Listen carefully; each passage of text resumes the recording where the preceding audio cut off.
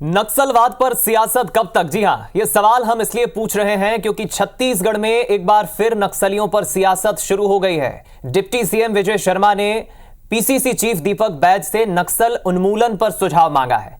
मुख्यमंत्री मध्य प्रदेश के बाद छत्तीसगढ़ की हम बात करें, छत्तीसगढ़ के विजय शर्मा उप मुख्यमंत्री ने कहा है कि प्रदेश के लोग ये चाहते हैं कि नक्सलवाद बस्तर से खत्म होना चाहिए। आपको सहयोग करना चाहिए, सियासत नहीं। आपने 5 सालों तक बस्तर के लिए काम नहीं किया। इस पर कांग्रेस की तरफ से पलटवार किया है पूर्व मंत्री शिव डहरिया ने। शिव डहरिया ने कहा है कि कांग्रेस के समय में आदिवासी उन्मूलन पर काम किया गया। कांग्रेस सरकार के समय आदिवासियों को नक्सली बोलकर नहीं मारा जाता था। पहले सुनिए क्या कुछ कहा विजय शर्मा और दीपक बैज ने।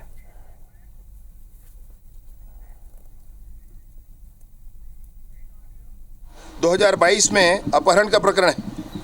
ऐसे बहुत सारे विषय, तथ्यों की जांच होनी चाहिए भाई, ऐसे नहीं बोला जाता है। आप राजनीतिक पार्टी के मुखिया हैं, आप प्रमुख हैं, आपकी बातों पर लोगों को विश्वास होता है। मैं बार बार निवेदन करता हूं, नक्सली उन्मूलन की दिशा में बस्तर बढ़ चुका है। बस्तर से जो फीडबैक आ रहे हैं, मैं आपके सामने उसको भी रखूंगा। उसमें लोग चाहते हैं कि अब ये समाप्त होना चाहिए। लोग चाहते हैं कि हमको भय से रात में सोना नहीं है, हमको इत्मीनान से सोना है। और जब बस्तर उस दिशा में बढ़ चुका है तो इस पर सहयोग करना चाहिए। हमेशा कांग्रेस पार्टी नक्सली उन्मूलन के काम हमेशा करी है और हमारी सरकार जब थी तब तक नक्सली घटनाएं इस तरह की कभी नहीं हुई जो आज भारतीय जनता पार्टी के सरकार में हो रही है। और कांग्रेस पार्टी हमेशा आदिवासियों के हितों का काम करती है। आदिवासियों को नक्सली बांधकर नहीं शूट कर दिया जाता। तो देखिए, ये मसला कोई नया नहीं है। छत्तीसगढ़ की जनता खुद चाहती है कि लाल आतंक से, नक्सलवाद से प्रदेश को जल्द से जल्द उनका खात्मा हो और ये समस्या जल्द से जल्द खत्म हो। लेकिन मसला तब उलझने लगता है जब इस पर सियासत शुरू होती है। दो राजनीतिक मेहमान हमारे साथ इस चर्चा पर जुड़ रहे हैं, समस्या पर हम चर्चा करेंगे। परिचय आपका जल्दी से करा देते हैं। देवलाल ठाकुर जी बीजेपी के नेता है, हमारे साथ जुड़ रहे हैं, और दूसरी तरफ अमित श्रीवास्तव जी कांग्रेस के प्रवक्ता जुड़ रहे हैं। आप दोनों का बहुत स्वागत है। चर्चा की शुरुआत सबसे पहले अमित जी आपसे मैं प्रतिक्रिया लेकर करूंगा, क्योंकि इस वक्त प्रदेश में आपकी पार्टी विपक्ष में है। तत्कालीन मुख्यमंत्री भूपेश बघेल ने भी नक्सलवाद को लेकर कई काम किए, सियासत होती आई। विजय शर्मा सहयोग की मांग कर रहे हैं। विजय शर्मा जो आरोप लगा रहे हैं वो बयान आपने जरूर सुना होगा। मुझे नहीं लगता प्रदेश की कोई जनता ये सोचती होगी कि लाल आतंक कोई पार्टी खत्म नहीं करना चाहती। एक दूसरे पे आरोप प्रत्यारोप का सिलसिला आखिर कब खत्म होगा, क्या लग रहा है आपको? दीपक जी, लगातार आपको मैं बता दूं कि छत्तीसगढ़ का एक एक व्यक्ति चाहता है कि बस्तर में शांति हो और वहां के लोग मुख्य द्वारा में जुड़े। और जिस प्रकार से आपको मैं बता दूं कि जब हमारी सरकार आई तो हमने देखा कि 14 जिलों में समस्या पसरी हुई थी। तो हमने कार्य योजना बना के, एक नीति बना के वहां पर हमने स्टार्ट किया कि ये समस्या को कैसे खत्म किया जाए। और आपको मैं बता दूं कि जो रणनीति, एक नीति बना के हमने काम किया तो 3 चीजें वहां पर, हम 3 कारण हमने ढूंढे। सबसे पहला कारण कि ये नक्सलवाद वहां पर फैल क्यों रहा है, दूसरा चुनौतियां क्या है और उसका समाधान क्या है। और लगातार आपको मैं बता दूं कि हमने काम करना स्टार्ट किया और एक नीति, जो मैंने कहा कि एक नीति स्पष्ट बना के हमने जो काम किया, विकास, विश्वास और सुरक्षा को मापदंड मान के हमने काम किया। और लगातार अगर आप देखेंगे हजारों किलोमीटर हमने सड़कें बनाई, इंफ्रास्ट्रक्चर के लिए काम किए, सोलर पैनल, सोलर के माध्यम से वहां पर लाइट लगाने का हमने काम किया। उसी प्रकार से स्कूलों को रीओपन किया गया और अंतिम पंक्ति में बैठे हुए बस्तर के सुदूर इलाके में जो जल जंगल जमीन के असली हकदार हैं, उनके लिए क्या बेहतर हो सकता है, उस पर हमने काम करना स्टार्ट किया। और आपको बता दूं कि बहुत जल्द उसका सुखद परिणाम भी देखने को मिला। और लगातार जब उन आदिवासी भाइयों को जो जल जंगल जमीन के असली हकदार है दीपक जी, उन्हें लगा कि हमारी अपनी सरकार है और हमारे लिए ये काम करने वाली सरकार है। और जब उनके बच्चों की अच्छी शिक्षा की हमने व्यवस्था की, उनके बच्चों के स्वास्थ्य की हमने चिंता की, उनके परिवार को कुपोषण से निकालने के लिए हमने लगातार काम किया, चलिए, तो उनमें एक विश्वास आया कि हमारे। मैं लौटूंगा अमित जी आपके पास। देवलाल जी, बात आपने सुनी अमित जी की, और मैं जितना समझ पाया हूं वो अपने तत्कालीन कांग्रेस सरकार के वक्त किए गए विकास कार्यों की बात बता रहे हैं कि उन्होंने नक्सलवाद को खत्म करने के लिए क्या किया। फिर आप ये आरोप क्यों लगाते हैं कांग्रेस पर कि कांग्रेस सहयोग नहीं कर रही, कांग्रेस नहीं चाहती नक्सलवाद खत्म हो? देखिए, इस वक्त छत्तीसगढ़ में नक्सली खात्मे की ओर हमारा जो नीति है भारतीय जनता पार्टी का, वो बढ़ चुका है। और हम बिल्कुल ही 2 साल के अंदर इस छत्तीसगढ़ को नक्सल मुक्त कर देंगे। हमारे गृह मंत्री हो या हमारे मुख्यमंत्री इस दिशा में कदम उठा चुके हैं। और मैं ये पूछना चाहता हूँ ये कांग्रेस के लोगों से, जब ये भी चाहते हैं नक्सलियों का खात्मा हो, हम भी चाहते हैं नक्सलियों का खात्मा हो, तो छत्तीसगढ़ में नक्सलियों के लिए झंडा लेकर उनकी हिमायत करने के लिए क्यों खड़े हो जाते हैं? तब सवाल उठता है कि आप नहीं चाहते, कांग्रेस के लोग नहीं चाहते कि नक्सली समस्या का समाधान हो। 25 मई के दिन को कोई नहीं भूल सकता, खासकर कांग्रेस के लोग। और 25 मई को ये लोग नक्सलियों के समर्थन में प्रेस कॉन्फ्रेंस लेते हैं, इनकी पार्टी के प्रदेश के अध्यक्ष प्रेस कॉन्फ्रेंस लेते हैं, उनकी हिमायत करते हैं, नक्सलियों का समर्थन करते हैं। ये बड़ा दुर्भाग्य है। इन चीजों को देखकर तो महेंद्र कर्मा भी ऊपर उनकी आत्मा रोई होगी, इनके जो नेता थे नंद कुमार पटेल, उनकी भी आत्मा कल रोई होगी। ये कैसे कांग्रेस के लोग आ गए हैं जो आज नक्सलियों का समर्थन कर रहे हैं। सवाल तो उठेंगे ही। जहां एक और आप खात्मे की बात करते हैं, अमन शांति की बात करते हैं, और उसके समर्थन में झंडा बदर हो जाते हैं, झंडा लेकर खड़े हो जाते हैं। तो हमारे गृह मंत्री जी ने अगर इनके प्रदेश के अध्यक्ष, दल के अध्यक्ष को अगर आमंत्रण दिया है कि आप ही बता दीजिए कैसे नक्सलियों का खात्मा किया जाए या उनको मुख्य धारा से जोड़ा जाए, तो इसमें गलत क्या है? महत्वपूर्ण बात सामने आना ये भी है, नक्सली उन्मूलन के एक लिए। महत्वपूर्ण बात ये भी है क्योंकि लोकसभा चुनाव के पहले मुझे याद है गृह मंत्री अमित शाह ने छत्तीसगढ़ में नक्सलवाद को लेकर यह दावा किया है कि अब शायद सरकार आ गई है, नक्सलवाद पूरी तरह से 2-3 साल में खत्म हो जाएगा। इस पर मैं आपसे पूछूंगा सवाल, लेकिन अमित जी, आपने ठाकुर साहब की प्रतिक्रिया सुनी, वो उनका अपना बयान है, लेकिन आरोप आपकी पार्टी पर यह भी लगे हैं कि हम आदिवासियों को नक्सली बताकर नहीं मारते थे। दबे जुबां में उन्होंने तंज कसा है आपके तत्कालीन कांग्रेस सरकार के वक्त हुए आदिवासी कह लीजिए, नक्सली कह लीजिए, जो तंज उन्होंने कसा है।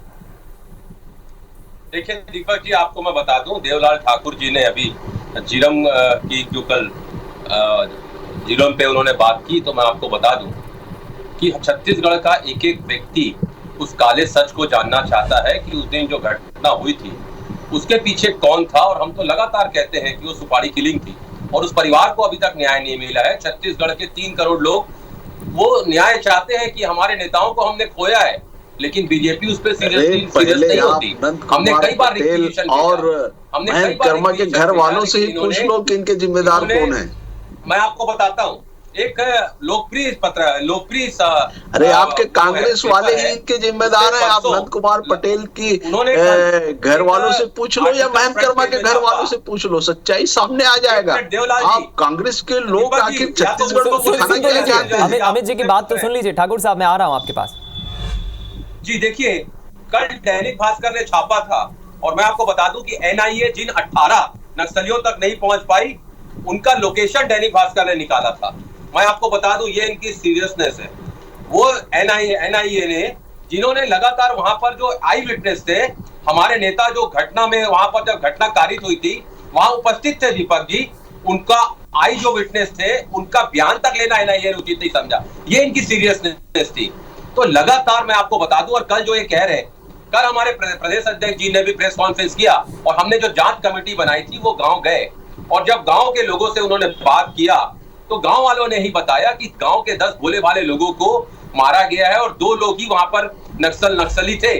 और आपको मैं बता दूं कि लगातार आदिवासियों को नक्सली बताकर वहां पर इनाम के लिए और प्रमोशन के लिए मारा जा रहा है, ये गांव के लोगों ने बताया है।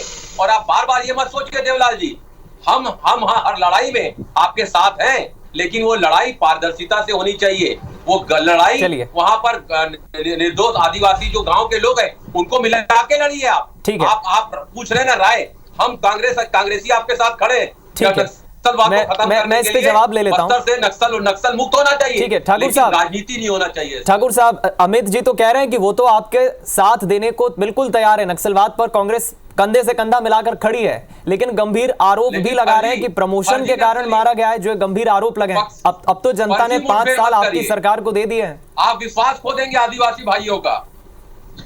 देखिए, इसमें मैं कहना चाहता हूं कि कांग्रेस के लोगों को कभी भी सुरक्षा बलों पर विश्वास नहीं रहा है, चाहे प्रदेश हो या देश हो। हमेशा उनके कार्यशैली पर प्रश्न उठाए हैं। और ये मैं पूछता हूं, ये कांग्रेस का जो प्रदेश अध्यक्ष है वो बयान जारी करता है कि आदिवासी मारे जा रहे हैं, नक्सली का जोनल कमेटी है जो सेंट्रल, वो अपना पत्र जारी करती है कि हमारे इतने नक्सली मारे जा चुके हैं, और वो अपना एक प्रकार से उसमें शहीदी सप्ताह चलाती है।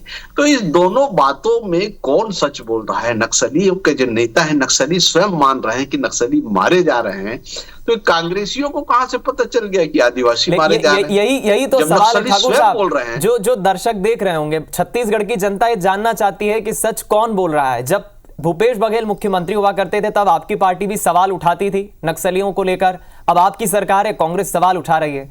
इस सिलसिले का कहीं तो खात्मा होगा ना? देखिए, मैं एक बहुत महत्वपूर्ण बात बताता हूं। ये जो कांग्रेस के लोग हैं, मैं फिर से बोला, कल जिस प्रकार से इन्होंने नक्सलियों का समर्थन कांग्रेस ने किया, महेंद्र कर्मा और नंद कुमार पटेल की भी आत्मा ऊपर में रो रही होगी, दिनेश पटेल और उदय मुदलियार की भी आत्मा ऊपर में रो रही होगी, उनके परिवार वाले रो रहे होंगे। ये तो उस दिन घोर निंदा वाला दिन था, काला दिन था, जिस दिन 25 जो इनके शहीद हुए थे, इनके जो नक्सलियों ने मार गिराया था, उनपे जो संदेही था, उस व्यक्ति को कांग्रेस ने मंत्री पद से सुशोभित किया, और उसकी पैरवी खुद गांधी परिवार ने की। तो धिक्कार है ऐसे कांग्रेस के लोगों को जिनके परिवार के सदस्य मर जाते हैं और संदेही को सम्मान मिलता है। उनके परिवार के लोगों से जाके पूछिए, कर्मा परिवार को पूछिए, पटेल परिवार को पूछिए कि कांग्रेस में कैसे लोग बैठे हैं जो नक्सलियों का समर्थन इस प्रकार से खुले तौर पर कर रहे हैं। तो वो हमारे छत्तीसगढ़ के नेता थे, सिर्फ कांग्रेस के नेता नहीं थे। मैं स्वयं बोल रहा हूं कि हमारे छत्तीसगढ़ को क्षति हुई थी कि ऐसे नेतृत्व तो छत्तीसगढ़ से चले गया था। उस दुख को लेकिन विडंबना ठाकुर साहब विडंबना ये है कि अब तक उसकी जांच रिपोर्ट भी सामने नहीं आई है, लेकिन अब उप मुख्यमंत्री जरूर कह रहे हैं विजय शर्मा जी की सार्वजनिक कर देंगे जांच रिपोर्ट। छोटी सी प्रतिक्रिया अमित जी, आपने सुना ठाकुर साहब कह रहे हैं वो तो सब सम्मान भी करते हैं जो शहीद हुए हैं 11 साल पहले जो झीरम घाटी हादसा हो, नक्सलवाद को लेकर उनके प्रयास हैं।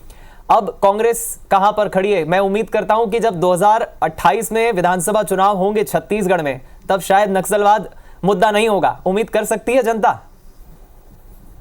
देखिए, लगातार देवलाल ठाकुर जी हमारे छोटे भाई हैं, अच्छे व्यक्ति हैं, लेकिन इनकी कथनी और करनी मैं आपको बताता हूं।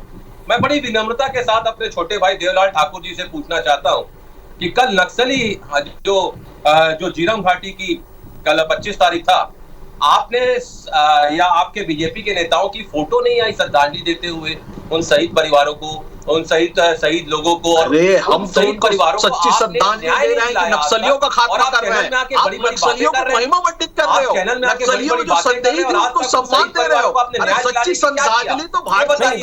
एक सवाल फिर ये भी होता है अमित जी, क्या श्रद्धांजलि देना फोटो लगाकर ही पूरी होगी ये प्रक्रिया? वो कह रहे हैं, बीजेपी के नेता कह रहे हैं नक्सलियों का खात्मा महेंद्र कर्मा के लिए सच्ची श्रद्धांजलि है, नंद कुमार पटेल के लिए नक्सलियों का खात्मा। ये परिवार वाले ऐसा विषय है अमित जी, ठाकुर जी, ऐसा विषय जिस पर अनंत लंबी चर्चा हो सकती है, लेकिन समय मुझे इजाजत नहीं दे रहा है इस चर्चा को आगे बढ़ाने के लिए। बहुत शुक्रिया आपका देवलाल ठाकुर जी और अमित श्रीवास्तव जी हमारे साथ जुड़ने के लिए। एक ऐसा मसला है जिस पर लंबी चर्चा हो सकती है, लेकिन दोनों ही राजनीतिक मेहमानों के अपने अपने तर्क हैं।